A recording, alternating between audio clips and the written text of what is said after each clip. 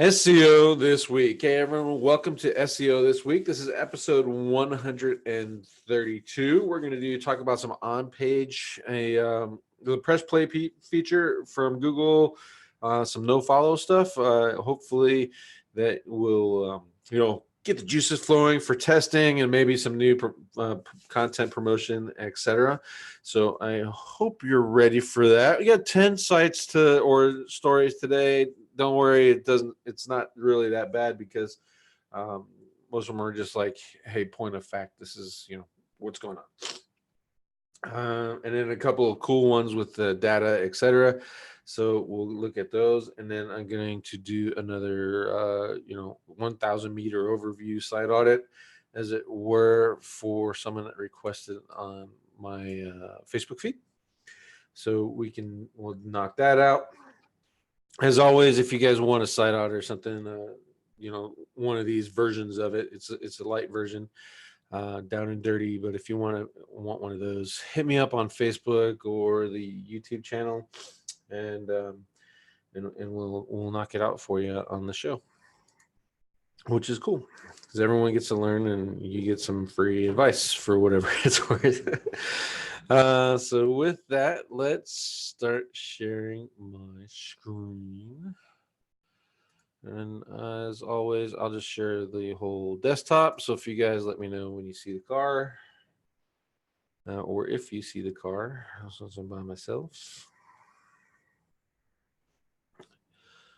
And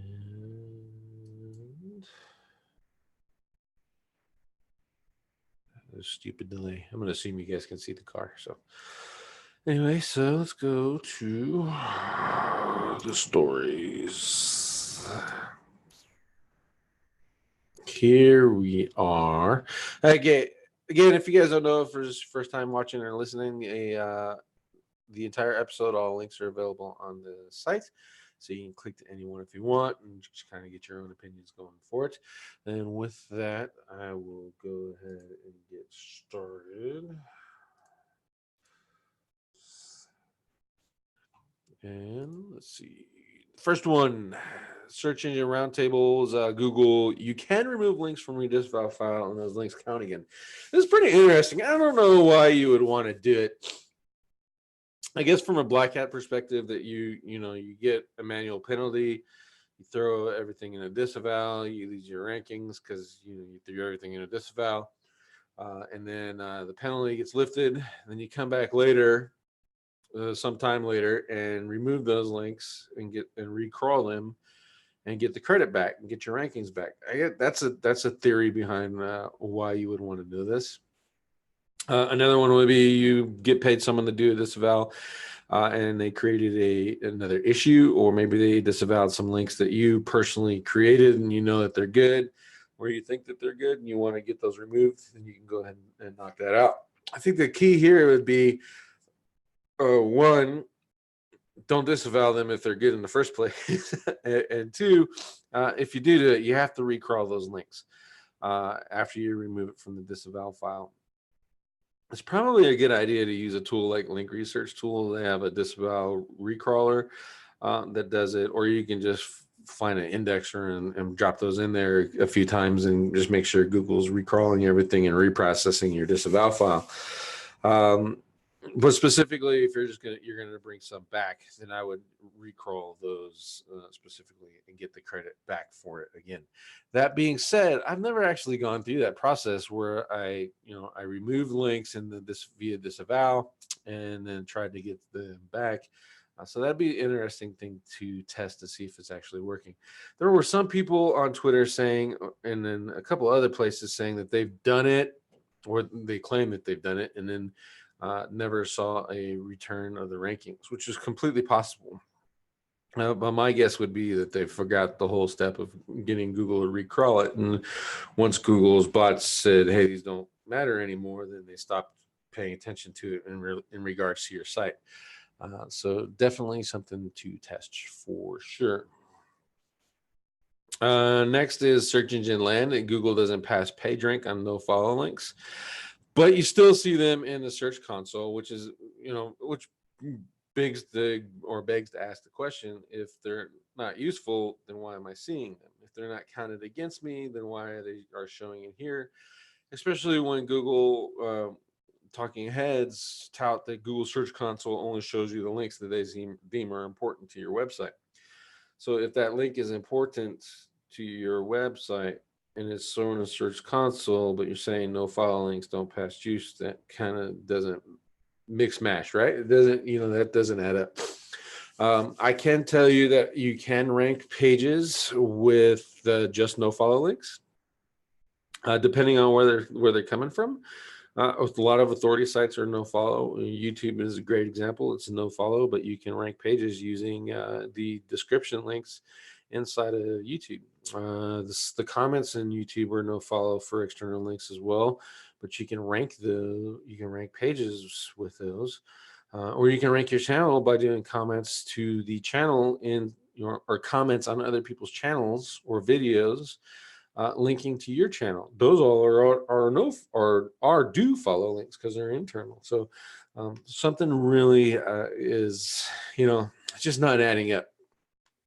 I've always wanted to do a scientific test, as it were, using Kyle's and Ted's methodologies of just doing no follow links. And I know that Kyle has done some with SAA where he was testing blog comments and just blasting the crap out of stuff. And I don't remember the exact results with that. I think it moved the needle a little bit up versus down, which is good. So I think there's a really good test here. And I also believe that the no follow identifier is probably being, for the most part, ignored when it comes to link juicing and ranking. So I think a no follow link is telling the bot, say, don't go any further, which is fine. They're like, okay, I won't go any further, but I'm still going to give you credit for having this link. Credit either being bad or good, depending on how you look at it. So I think it's definitely something worth testing. And if you guys have any test that yourself, I certainly would be interested in hearing your opinions on it. Next is a update from Google. It's press plays, find and listen to podcast episodes in search. I think it's pretty cool.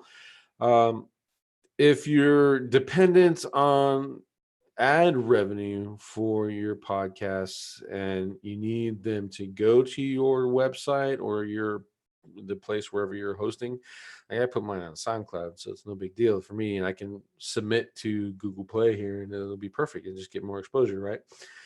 But some people might not like the idea of having their podcasts on here, but I think it's a great way to get new exposure for your podcast or for your business, especially if on general searches, if you can optimize it for, in like our case, SEO podcast, put SEO this week and SEO Fight Club in there, and that'll be work really well, right? I have to get that knocked out really quick because there'll be other people that watch our shows and copy what we do, down to even the platforms that we use to stream. So I will get that fired up pretty quick. And I think it just gives another opportunity for people to hear what you say. If you don't have a podcast right now, I would actually suggest doing it. It's really easy. You're already writing content for the most part, so why not just read it out loud? And it's a 10-15 minute podcast, and the people are fine with that. I have listened to plenty of 10-15 minute podcasts, and I actually prefer the short ones versus the there's a couple that I listen to that are like 4 hours long, and there's no way I can listen to the entire episodes, right? So at one blow and get that all going in my head and figure out what's being talked about. But 10-15 minute podcast would be perfect for you.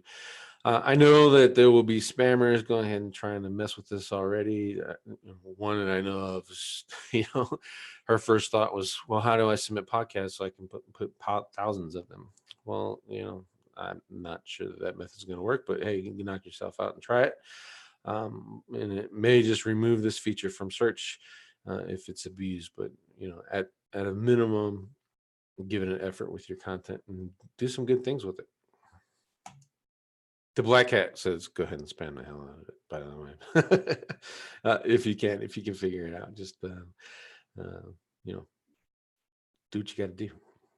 All right, search engine roundtable again is Google My Business is currently unable to transfer reviews. I think this is really important, especially if you guys are running into situations where a legit business or maybe even one of your lead gen maps gets suspended.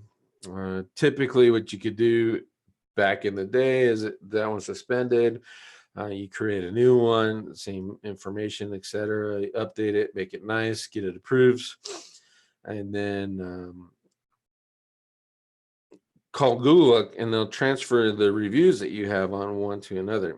And another legit way is, let's say you change your business name from Olympia SEO to Digitaleer, like I did. I called them up and they transferred all my Olympia SEO reviews to my Digitaleer map, and ta-da, I'm good to go. Well, they can't do that right now. So don't depend on it until you hear from Google saying that it's working again.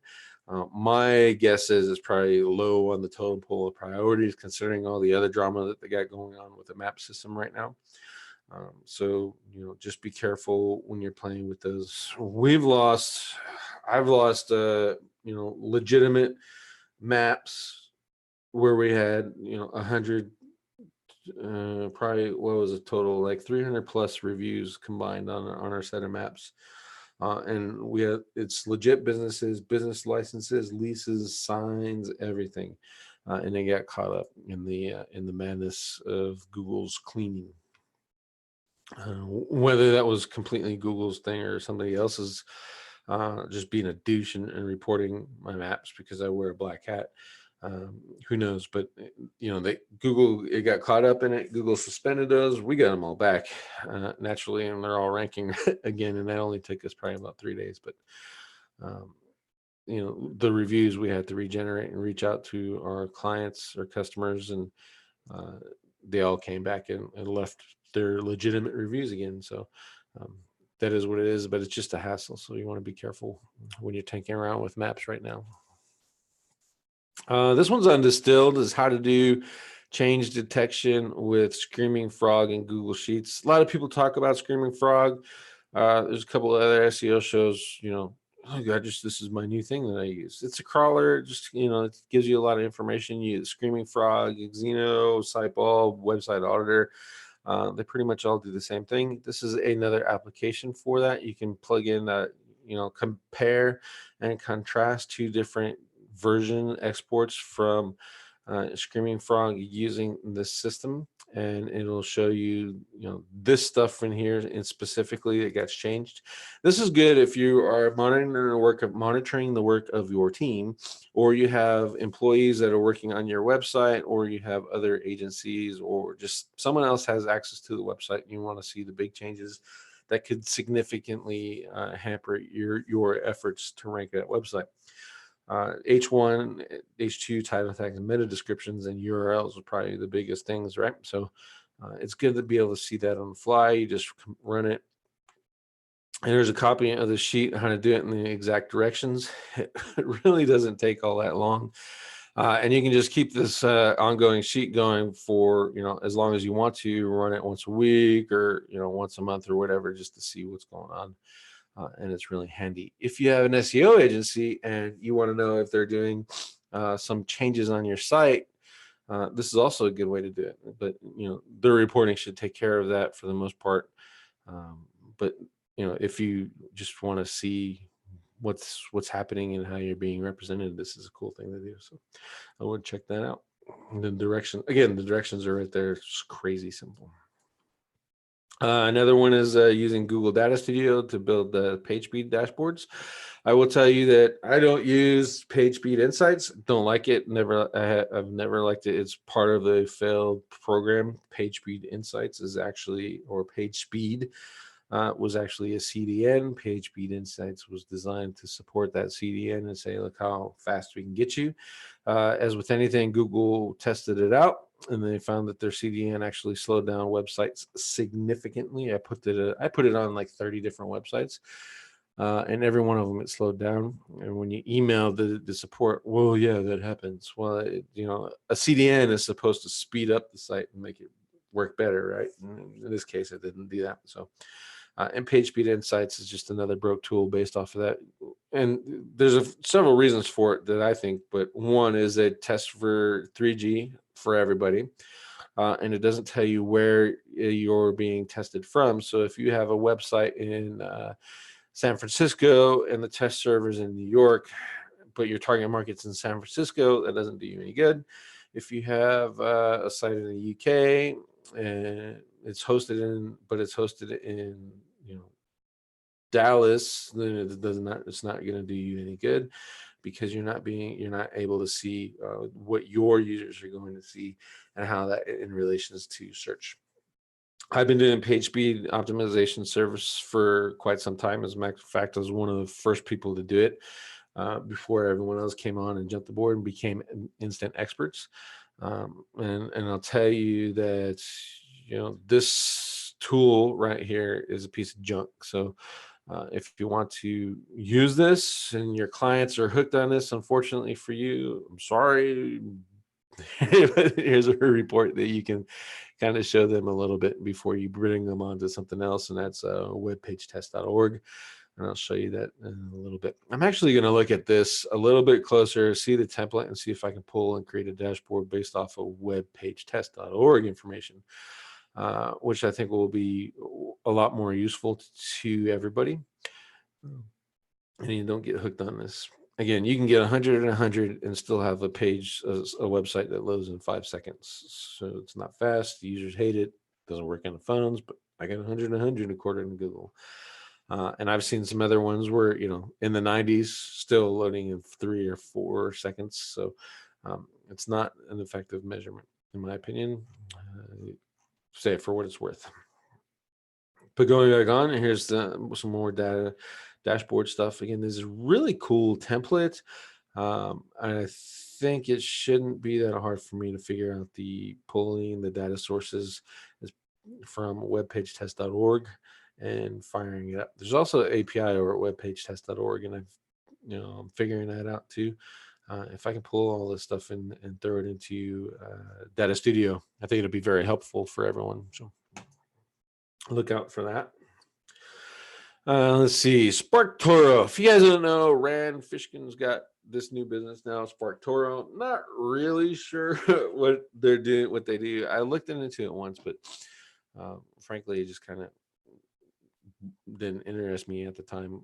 But that being said, he did this presentation over at one of the latest conferences, probably in the middle. It was on or around June 11th is when I first saw the study that supports a lot of this here. And what he's talking about is less than half of the Google searches are now resulting in a click. Not resulting. Yeah, okay. Less than half the Google searches now result in a click.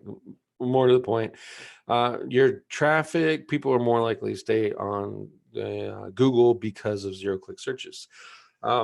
And it's an assumption based off of, is featured snippets showing, et cetera, and how do you test that if they're actually clicking, et cetera. So I think that this information is still actually pretty good. And it's actually timely when you're talking about the looking at antitrust. And here's one thing that you should be doing. First, leverage and do what you can right now to get as many featured snippets as you can. If you don't get any traffic from it, it's okay. You get some branding. You've answered the question, which is typically where those featured snippets pop, right? Is questions. You're the person that provided the answer when the searcher needed it at the time, and they'll remember you. Hopefully, they'll remember you for doing that. But don't ignore organic, because you see organics is right there, and then paid ads, if you want to. When it comes to antitrust, what I think is, now here's my belief, and kind of take it with a grain of salt because I'm not a lawyer. Fair use says that I can, if I want to, I can legitimately take this paragraph, throw some quotations around it, and post it on my site and say, ta-da. Especially in a blog. That's fair use. I can do the same thing with the image. I can, I can download it, or if it's not turned off, I can just host it right off of the site, and I can use it as part of my pieces of content to support my content in theory. That's fair use. All I got to do is really cite it, and I've met the standard of fair use. Google is doing that with featured snippets. So they're taking this section right here, they're taking that image and throwing in featured snippets, and they're putting a link, and they're saying, ta-da, we've cited it. What they're also doing is monetizing those search results, the exact search results where the featured snippet is. So now they're using my content for commercial purposes. So I think that'll be an interesting question for the DOJ and for antitrust people. I know one of our clients is involved in some litigation in regards to some of that type of stuff. So they've reached out to their attorneys to see if do they have some ground legs to stand under that fair use thing. So I think it's pretty interesting. Like, and if I did it for a research paper, if I wrote a book, I monetize the book, I'm selling it. So technically fair use. Does that apply with the internet? And how far can Google go with taking this? I know that Google was sued over taking excerpts from books from authors and putting them up, and Google said that, hey, that's okay. Or the lawsuit result was that Google said that Google was told they were okay doing it. But then again, I didn't remember seeing any Google ads on those things, so it wasn't monetized. So it's that fair use. They're not monetizing other people's works, but in this case they are. So certainly a great question. If it is that case, then hopefully the zero-click searches issue will go away. And then what does that do to Google Voice? So a lot of data in here kind of supporting, where the zero-click stuff is. Again, right now, take advantage of it, go after it. He does bring some DOJ questions, that same conversation that I just had with you guys. He panels that a little bit around, and then there's some notes, etc., to how they came up with that. So I would check it out. And then look at the jump shot and see if it's something that you can leverage for your website metrics and traffic stuff. Pretty interesting. I'm not using it right now, but it's certainly something to look at and see what you can do with it if you have that scale. Next is Distilled. We've been talking about FAQ schema probably for the last, well, hell, I don't know, ever since it released. Almost every show we talk about it. And someone finally did a study. It's Distilled, and they wanted to see, are they getting more traffic? The cat out of the bag is that the FAQ schema, once they show up in the search results, it does actually indeed result in more traffic. A lot of people are saying, hey, why would I want to put my schema, my FAQ up there, and then I lose the traffic? And their test actually saw it changed that.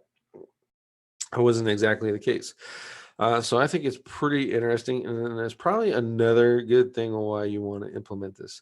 I still have not created the template for you guys. I want to get that done, is create a template. I have some pages on Over the Top SEO where we already implemented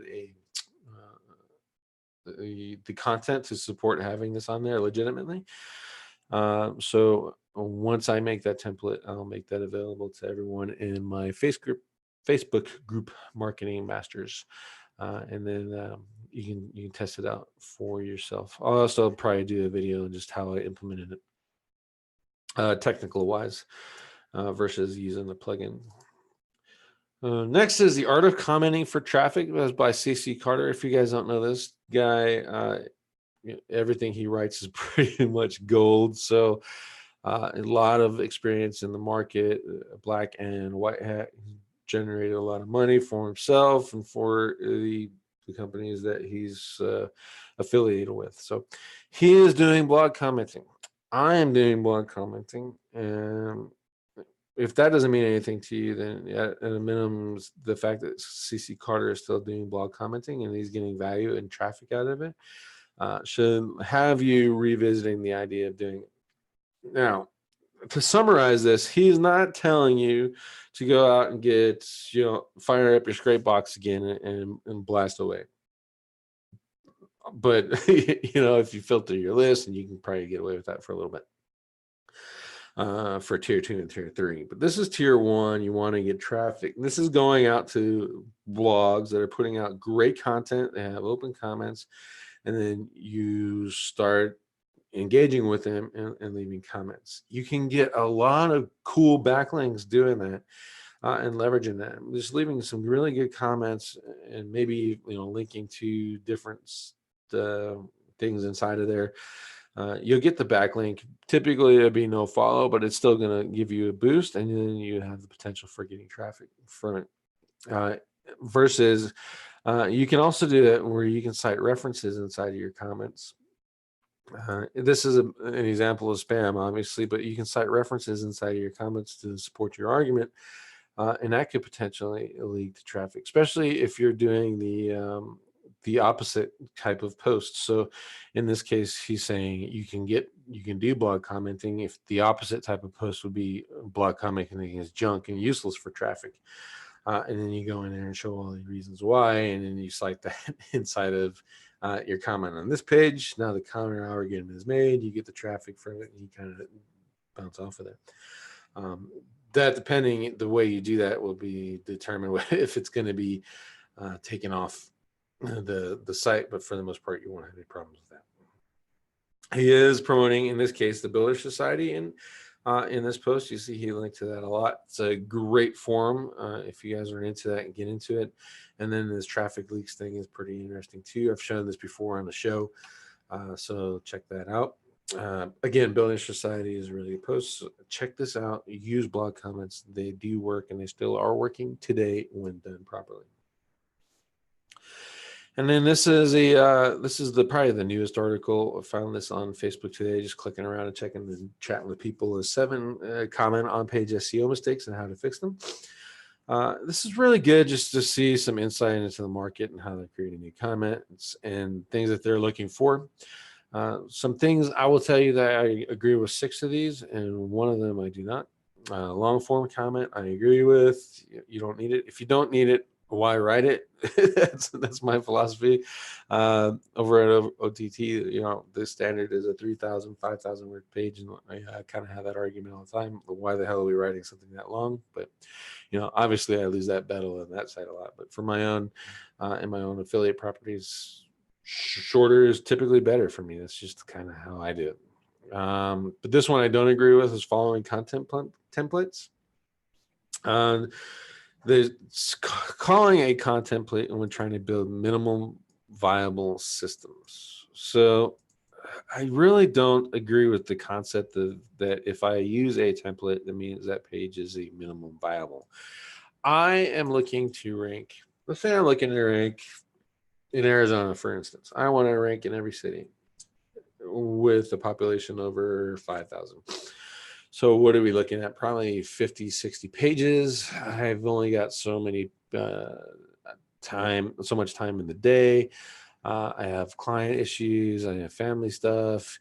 And I need the minimum viable system. Meaning I need a template that will get me to what I want to rank for. So I would build a content template. Let's say I want to rank and I did it. I did Tucson SEO. I built a content template with the Yuma page. You guys have seen that, Yuma SEO. And then I turned that template and I turned it into Tucson, and I optimized it a little bit more. And now, and you've also seen that for Tucson SEO, and that's ranking number 2. And then I turned that into a template for the rest of my cities.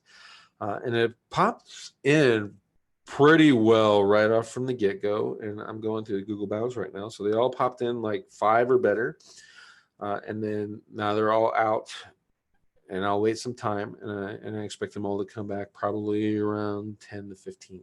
I have a content template that meets the best practices for the term in the state that I'm using, that helps me get a jump start on the rest of my SEO. So here is saying just, ignore content templates and use what Surfer SEO says. And my counter argument would be Surfer SEO is a great tool, but why make more work for myself if I know that this is what I have to start again? this is where I have to start for that piece of content, for that specific market. And then, instead of doing 10, 15, 20 changes based off of what Surfer SEO said for that keyword specific optimization, I can do it with 5 because I use the content template. The rest of this is actually really good, and it'll get you thinking about some things that kind of just go off. And if you want to, you can actually even create a kind of a mini audit based off of that. I've seen this before. Save your money. I'm not going to bad talk the guy, but I would save your money in that. I actually seen the entire course, so save your money. I don't know if he's updated it since then. Good guy, good piece of content. Just save your money in that course, is my opinion. And that's it. That's for the stories. Quick questions. What was the Facebook group again? It was called Marketing Masters inside of Facebook. If you want, I'll drop a link later. Actually, I can just show it right here since you guys are looking at my screen. Facebook.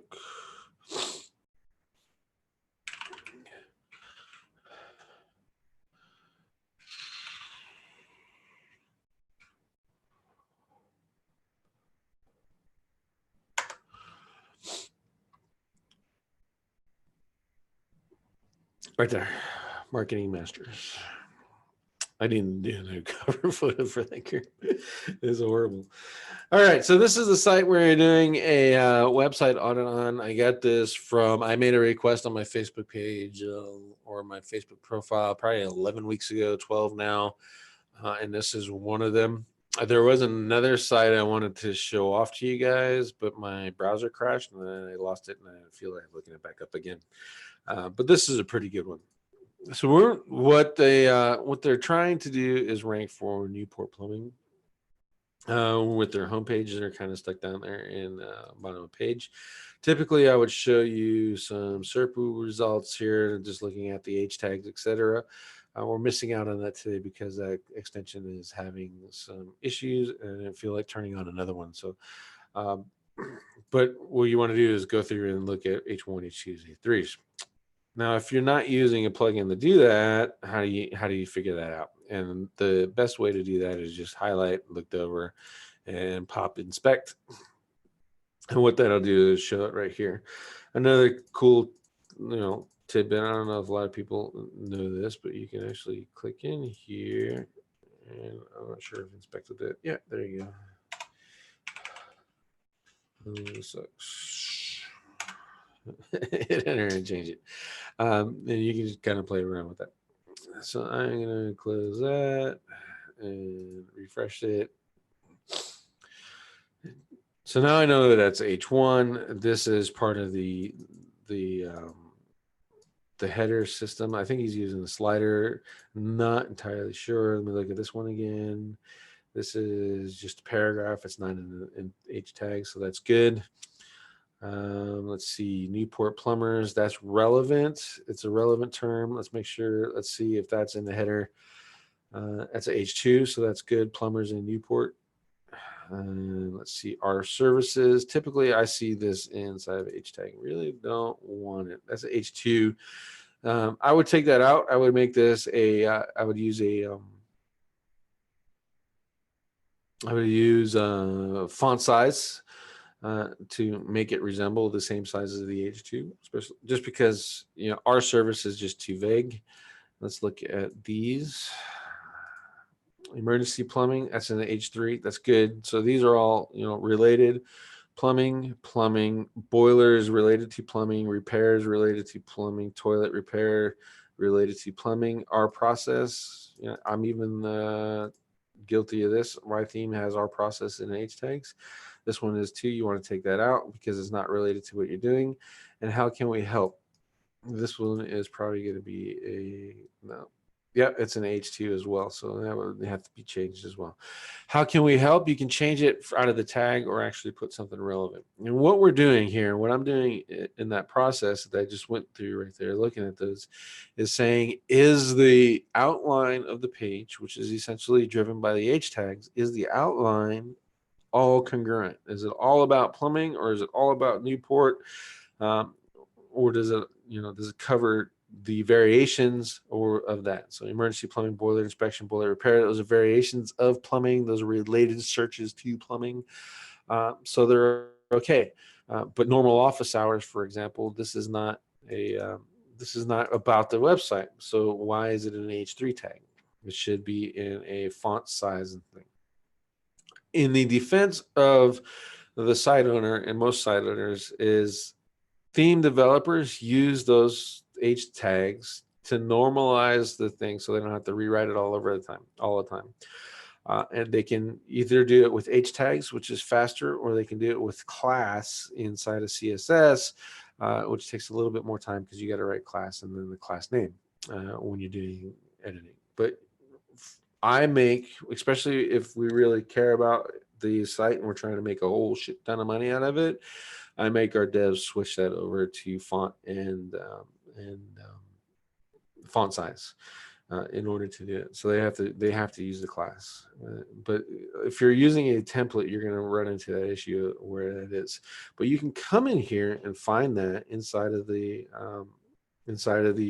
code and maybe edit it yourself inside of the classes and figure out how to change that and make it apply to you. I would be a little bit hesitant for you to say that you did if you don't know a whole lot about coding.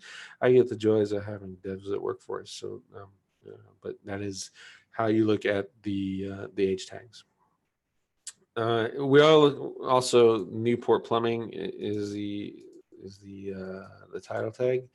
And I think it's emergency plumbers in Newport, which isn't too bad, and Astro Plumbing.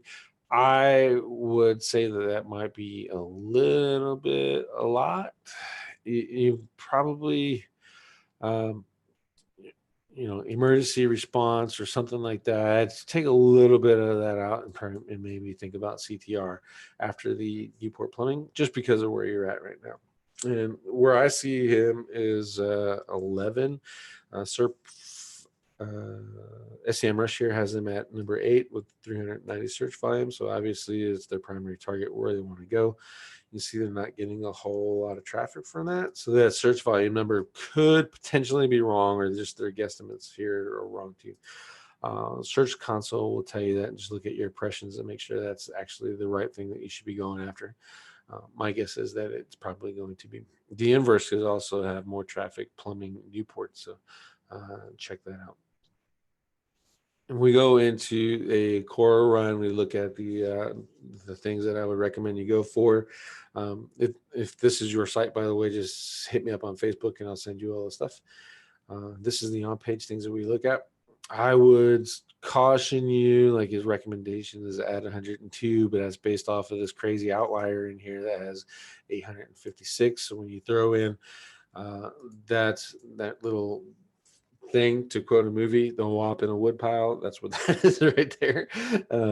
You want to look at the page one average, so you don't really need to add 102 or you don't need to add as much as you think the 754 is recommended. No, I would go with probably 36. This one here, same case, 790 is recommended, but the page one average is 127, so I do the difference there. And then ultra attributes. It says this site has 4, you need 5, so you just add one more, just drop one more picture on there, which is cool because you need to add a little bit of words. So that's another paragraph, and just drop another image right next to it, and you've met those two things. Images and alt text. It says more. You might be able to do that. Maybe a slider would help you do that, or a gallery type of thing. In there, but it is plumbing. I mean, how sexy is plumbing really going to be for you? And some more H tags. Here's where you can take advantage of, in my opinion, I like take advantage of those things where they're wrong, where our services, our processes, how can we help? You got a term in there, you get rid of 3 of those. And then you can do the same thing with these three here, and you've covered your where you need for your H tags, H1 to H6. You've met that requirement, and you fixed that issue of having not related H tags. Let's see, and then leading keywords and H tags and more. There is more. Actually, the sheet for this is right here. You can see there's a crap ton more, but those are the highlights for you that I would go after. Again, if that's your site, kind of reach out to me and I'll give you that report, no problem. And access in this copy of this HTML page, just kind of graphically see where everything's going. But this is one I would recommend you just start off. It's probably easiest. Hit the set and then do the same amount over and over again until you're right where you want to be. And you're not that far off. Looking at backlinks, I specifically want to look at this anchor text profile. This is what I like. This is kind of how I recommend people do it. Is URL. There's a URL and then brand. This should always be there. The number 1, 2, and 3 for your anchor text. I even do it on internal pages, and this is a good way to you get the branding, you get the authority and the relevance out of that, and then you don't have to worry about anchor text over optimization, which is it is real, but it's not as scary as most people say. I did not compare and contrast competition to see if this 9% number is too high or too low, based off of where you're at right now, and all the stuff that we see in this on page is really the thing that you need to address. And once that's done, backlinks really aren't really that much domain rating. Again, this is in red because it's bad, and it's way down there. So I really wouldn't mess with it. You don't need a whole lot of backlinks. There's some images stuff in here and number of links. It says number of links more, but you can get that pretty easily with a couple of site-wide footer links if you want to try that out. And then you're looking at the referring domains. I always look at these just to see where the power, and kind of sort this by DR. And you're doing pretty good.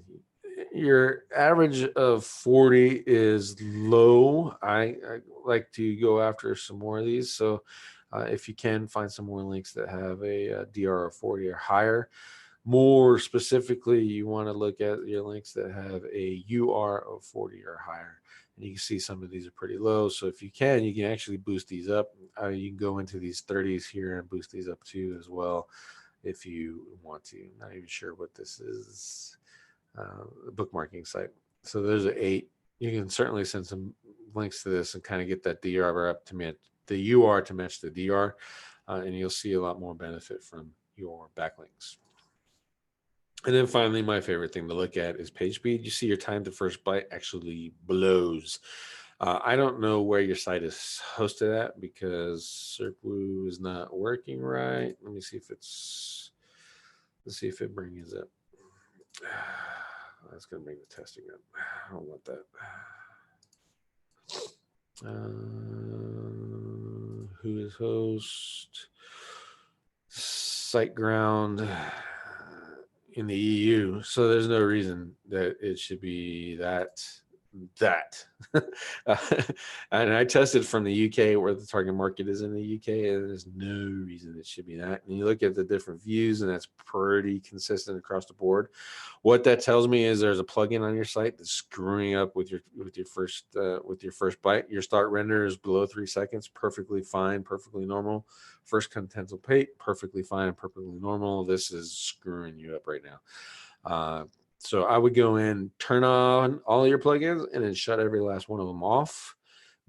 Run a test, see if that goes down, and then turn them on until you find the culprit that's causing that first byte to do that. And that's typically the first place to start. The other place is look at SiteGround.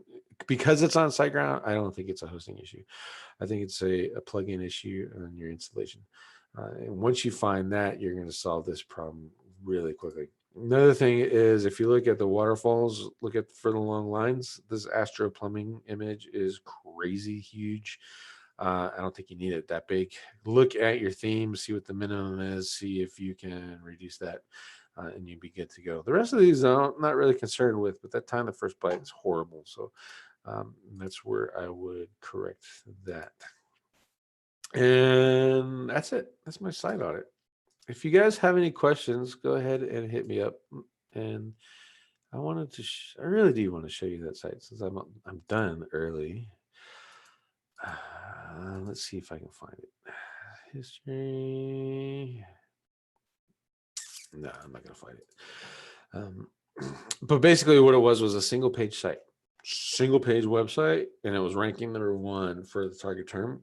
And I wanted to show it off as a good example of something you guys could be doing. Like this could be a single page site. Don't even need these internal links. Turn it into single page, fix the call to actions, and rank that one page. And that's essentially what was going on with that other website. It was pretty cool. Let's see.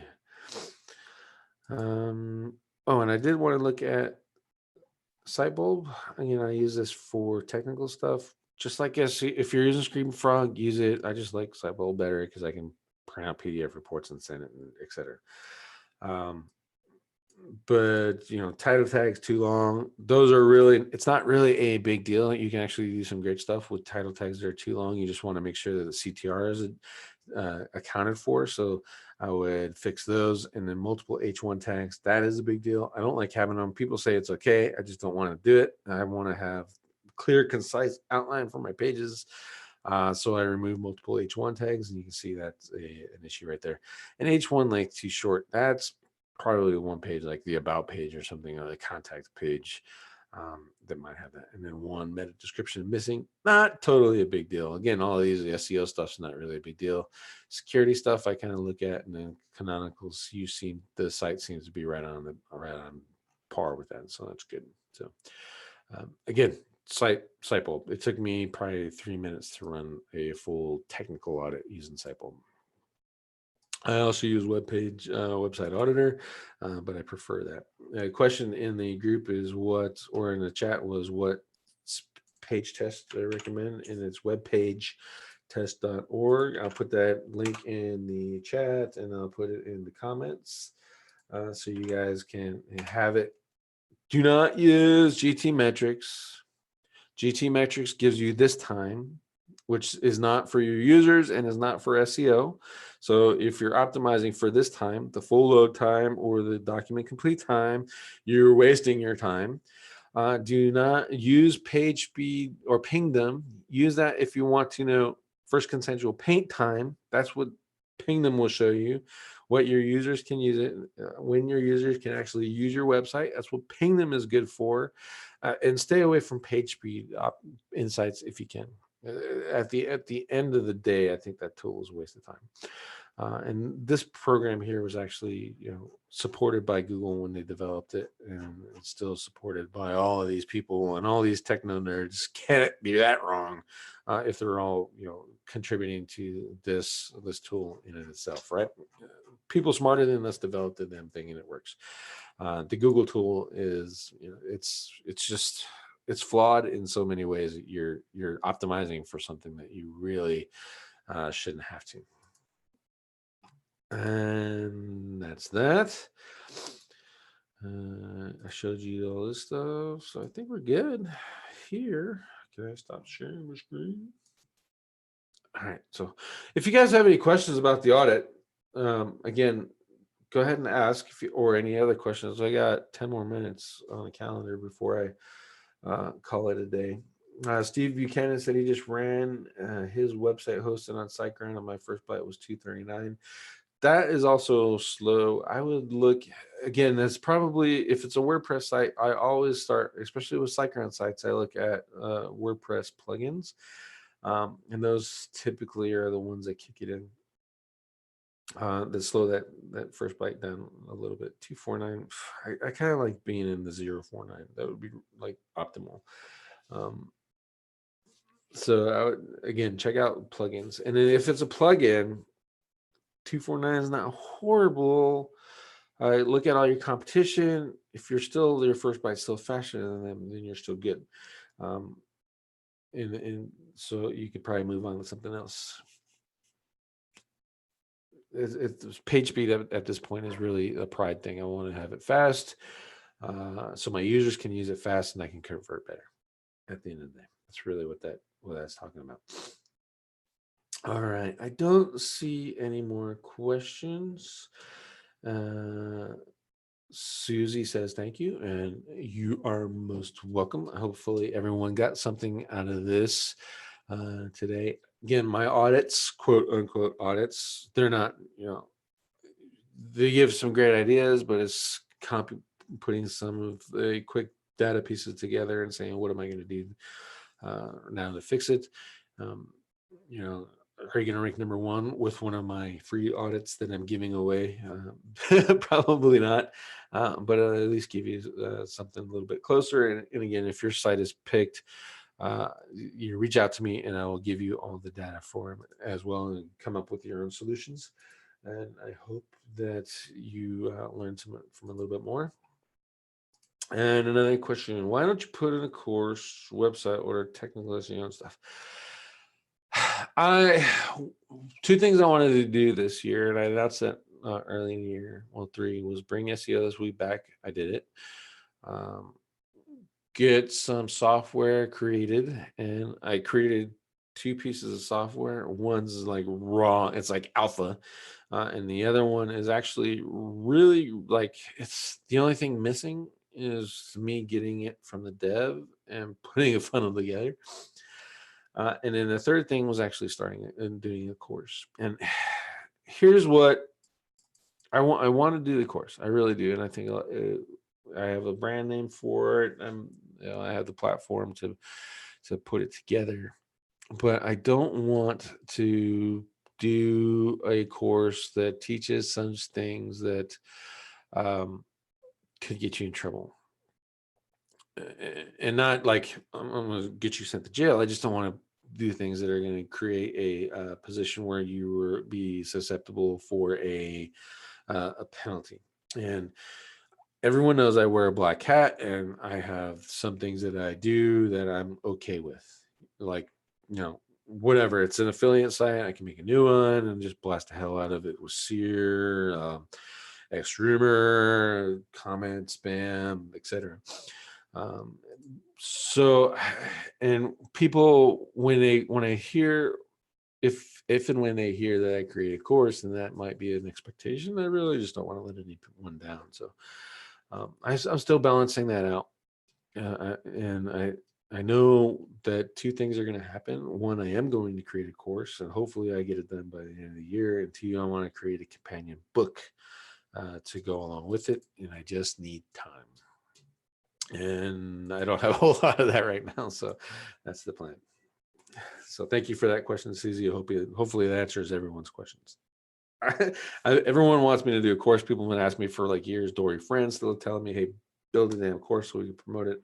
And I just haven't done it yet. At the long story short, those are the reasons why. Next question is from Scott Rogers. Best one-page site builder, WP or HTML? Good question. There is a video online. If you look it up from Mark Martin, it's a mass page builder, and he builds sites, and they figured out a way to take you build a site on WordPress, for example. Here's your template site. You can even do a local host on your computer, and then export that information straight into HS3 as a HTML page. So depends on the amount of work you want to do, really. At the end of the day, is your question. I would, if you're just going to do one pagers, the template on your computer in a local host, make your edits and stuff, boom, and then spit it out and then install that on to WordPress, and you have a new site up and running in probably 30 minutes. That's taking time to redirect, install WordPress, update the new files, boom, it's live. And you can do the same thing with HTML. If you're better at HTML, like Brad Mayberry, he prefers HTML over WordPress because it's what he's done. It's what he knows. I prefer WordPress over HTML because I'm code retarded. Like, I can read it, I can break it, but I can't build it from scratch. You know what I'm saying? So, and Brad is good at HTML. So if you're good at HTML and you can hammer those out, then I would go for it. I cheat. I use mass page builders. I use authority stacks, which is, I take HTML template, throw some shortcodes in there, and boom, it knocks it all out. There's another one coming out soon. It's called Traffic Factory, based off authority stacks. They just made some new versions to it. That's being released soon. Mark Martin has his mass page builder, same concept. So there's plenty of tools with either platform that you want to use. HTML is faster, but then it's HTML. So I was going to create an entire site just purely off of HTML, but I just didn't want to work with editing and updating the code and changing and adding blog posts and all that other stuff. I was like, man, I'm just inviting more work for myself. I don't have the time for that. So it's just what it is. We prefer and we like WordPress. So hopefully that answers your question, Scott. And with that, I want to be respectful of your time. Did it much faster than last week. So this whole, news and audit thing is actually working out. We got a lot of positive responses in the groups, etc.